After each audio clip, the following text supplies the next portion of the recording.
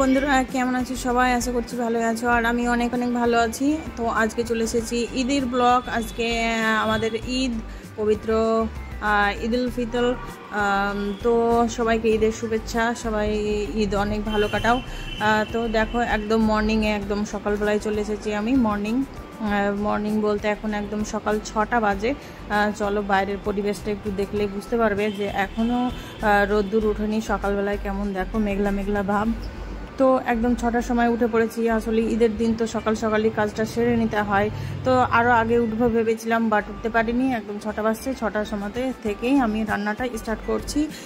তো চলো আজকে সারাদিন কি করছি সেটা তো শেয়ার করবোই। তো সকালবেলাতে কি রান্নাবান্না করে নিচ্ছি। আসলে রান্নাবান্নাটাই সকালে সারতে হবে, কারণ 8টার সময় নামাজ আছে। 8টার সময় নামাজের আগে কিছুটা কাজ কমপ্লিট করে নিতে হয়। বাড়িতে যারা ছেলেরা তারা তো নামাজ পড়তে যাবে 8টার সময়। তো তার আগে কিছু টিফিন যদি করে যায়, সেই জন্য কিছু কাজ এগিয়ে রাখতে হয়, রান্নাবান্নাটা আগে সেরে নিতে হয়। তো আমি সকালবেলায় ঘরটা একটু ঝাড়ু টাড়ু দিয়ে একদম উপরে উঠে গিয়েছি। দেখো, আমি রাত্রেই মটর ভিজিয়ে রেখেছিলাম, তো ঘুগনি বানাবো। তো মটরগুলো একদম ফুলে ফুলে গিয়েছে, তো সেগুলো আমি আর একটু ধুয়ে দিয়ে প্রেসারে দেখো একটা সিটি দিয়ে দিচ্ছি। তো প্রেসারে এখন সিটি দেব। আলু আর মটরগুলো আমি দিয়ে দিলাম জল দিয়ে। এখন প্রেসারে এটা সেদ্ধ হবে। আর আমি দেখো ওইদিকে কেটে নিয়েছি, পটল কেটে নিয়েছি গোল গোল করে। আর আলু ভাজা করব ভাতের সঙ্গে খাওয়ার জন্য, আর লুচি করব। তো লুচির সঙ্গে খাওয়ার জন্য হবে ঘুগনি। তো ওই দুপুরে যে ভাতের সঙ্গে খাওয়া হবে, পটল ভাজা, মাংস, ডাল, আলু ভাজা, এগুলো আমি এখনই রেডি করে নিচ্ছি। তো দেখো, পটল ভাজাটাও আমি দিয়ে দিচ্ছি এক সাইডে, আর এক সাইডে প্রেসার কুকারে সিটি দিতে দিয়েছি মটরটা। তো এভাবে আমি রান্নাটা স্টার্ট করলাম। আর এবার আমি আটাটা ভিজিয়ে নেব, লুচির আটা। আসলে অনেক লুচি আজকে বানাতে হবে, অনেকগুলো আটা একসঙ্গে, মোটামুটি 1.5 কিলো মতো আটার লুচি বানাতে হবে। মানুষ তো আসে বাড়িতে, বাড়ির মানুষ তো রয়েছে, আর ঈদের দিন বাইরে থেকেও অনেকে আসে, তো তাদেরকেও লুচি, মিষ্টি, ঘুগনি এগুলো খেতে দিই। তো সেই জন্য একটু বেশি করেই বানাই সকালবেলায় লুচিটা। ঈদের দিন বলে কথা, ঈদের দিনে তো বাইরের অনেকে হয়তো আসে। তো সেই জন্য আমি লুচিটা একটু বেশি করে বানাই। দেখো, ময়দা কিনে নিয়ে এসেছিল 1 কিলোর মতো, আর এই ময়দার সঙ্গে আমি কিছু আটাও মিক্স করব। তো এভাবেই আমি আটা আর ময়দা একসঙ্গে মিক্স করে, তো রুলি ময়দা আর এখানে কিছু দিয়ে দেবো আটা, তো একসঙ্গে মিক্স করে আমি এবার আটাটা ভিজিয়ে নেব। তারপর আটাটা একটু ভিজিয়ে রাখতে দেব, ততক্ষণে আমার ওইদিকে রান্নাবান্নাটা কিছুটা এগিয়ে যাবে। তো দেখো, আমি এবার আটাটা ভিজিয়ে নিচ্ছি। প্রথমে তেল, লবণ, চিনি দিয়ে একটু লুচির আটাতে দিলে মানে লুচিটা অনেক টেস্টি হয়, খেতে ভালো হয়, নরম হয়, মোলায়েম। তো দেখো, আমি এবার এটাতে একটু চিনি, লবণ এগুলো দিয়ে নিচ্ছি। আটা দেখো, এই তো তেল দিয়ে তারপর আটাটাকে ভালোভাবে একটু মিক্স করে নেওয়ার পর আমি জল দেব। এভাবে আমি লুচির আটাটা সানি, তাতে লুচিটা অনেক ভালো মানে খেতে হয়, খুব সুস্বাদু হয় লুচিটা। এমনি শুধু খেতেও ভালো লাগে, কোনো রকম মানে তরকারি ছাড়া এমনি খেতেও ভালো লাগে লুচি। তো এভাবেই আমি লুচিটাও করে নেব। আর অনেকগুলো লুচি করতে হবে, সেই জন্য আমি একটু সকালবেলা থেকেই লুচিটা শুরু করতে হবে। এখন 1.5 কিলো আটার লুচি করতে তো অনেক সময় লাগবে, কতক্ষণ লাগবে দেখা যাক। আর লুচিটা হতে হতে আমার অন্যান্য রান্নাগুলোও হয়ে যাবে। এই তো আটাটা আমি ভিজিয়ে রেখে দিয়েছি, এবার একটু ঢাকা দিয়ে রাখবো, আর ওইদিকে তরকারিটা আমি ছেড়ে নেব।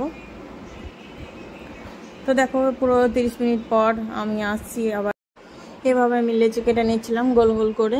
আর রুলি ময়দার আটা তো যতই বেলে একটু বড় বড় করা যাক না কেন, আবার সেই ছোট হয়ে যায়, মানে স্পঞ্জের মতো। তো দেখো, এভাবে আমি করছিলাম। আর প্রথমে বেলে নিচ্ছিলাম, যেহেতু একাই ভাজতে হবে, আবার লুচিও করতে হবে, সেই জন্য অর্ধেক করে বেলে নিচ্ছিলাম আর ভাজছিলাম, বেলে নিচ্ছিলাম আর ভাজছিলাম, এরকমটাই করছিলাম। দেখো, এবার আমি ভাজতেও শুরু করে দিয়েছি। আসলে নামাজের আগে আমি কিছুটা অর্ধেক মতো কমপ্লিট করেছিলাম, যদি খেয়ে যায়, কিন্তু খেয়ে যায়নি, একদম নামাজ টামাজ পড়ে এসে সবাই খেয়েছে। তো দেখো, এদিকে আমি ঘুগনিটাও এবার তেল দিয়ে নেব। তো সমস্ত মশলা টশলা যেগুলো লাগে সেগুলো সব কিছু দিয়ে দিয়েছি। আর দেখো ঘুগনিটাও অনেক সুন্দর হয়ে গিয়েছে, খেতেও খুব টেস্টি হয়েছিল।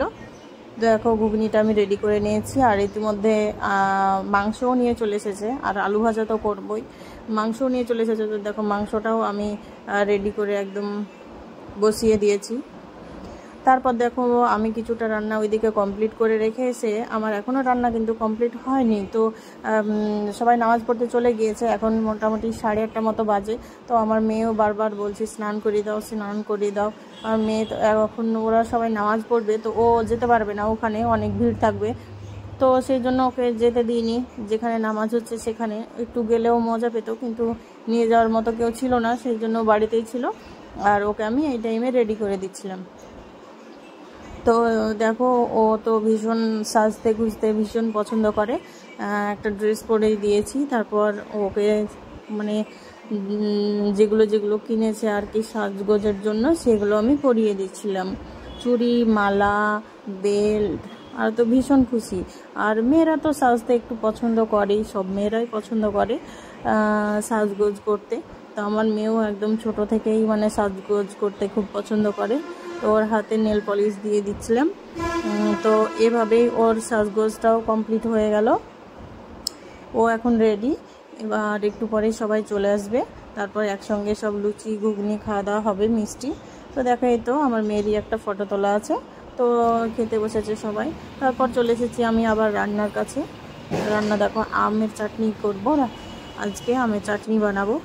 তো আমের চাটনিও করে নিয়েছি। আর আজকে কি রান্না করেছি, আজ ডাল করেছি, মাংস, আলু ভাজা, পটল ভাজা আর আমের চাটনি। আর ওইদিকে লুচির সঙ্গে খাওয়ার জন্য করেছি ঘুগনি।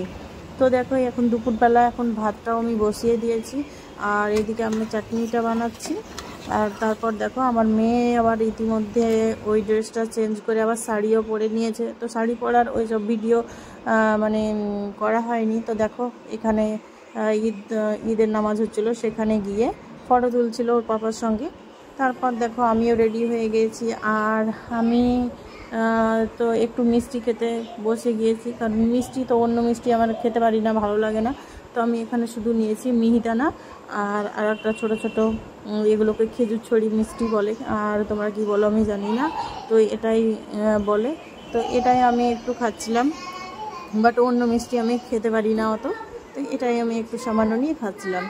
তারপর ভাত টাত খাওয়া দাওয়ার পর একদম চলে এসেছি রাত্রিবেলায় ওই তো যেখানে নামাজ হচ্ছিল সেখানেই লাইটিংয়ের কিছু ব্যবস্থা করেছিল, তো সেটাই দেখতে চলে গিয়েছিলাম।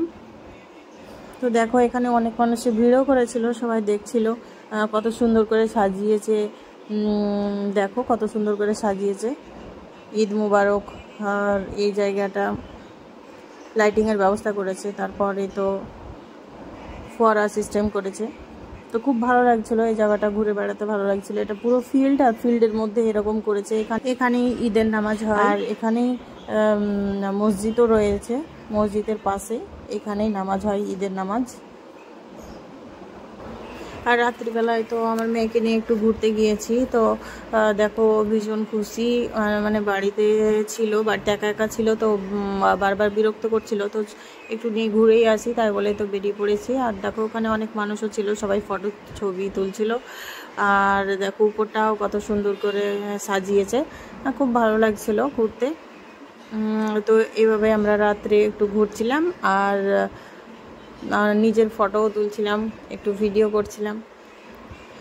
তো বন্ধুরা আজকে আমরা ঈদের দিনে এভাবেই কাটালাম। আর দুপুরবেলাতে খাওয়া দাওয়া করেছি, সবাই মিলে খাওয়া দাওয়া হয়ে গেছে একসঙ্গে, তো সে ভিডিও ক্লিপ আর করিনি।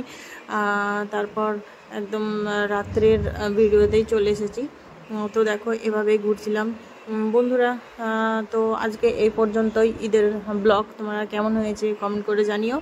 আর চলে এসেছি দেখো একদম রাত্রিবেলায়, ভীষণ টায়ার্ড, ঘুরে বেরিয়েছি বা বাড়িতে কাজ টাজ ছিল সেগুলো করেছি, টায়ার্ড হয়ে গেছি তাই শুয়ে পড়েছি। তো বন্ধুরা টাটা, সবাইকে ভালো থেকো, দেখা হচ্ছে পরের ভিডিওতে।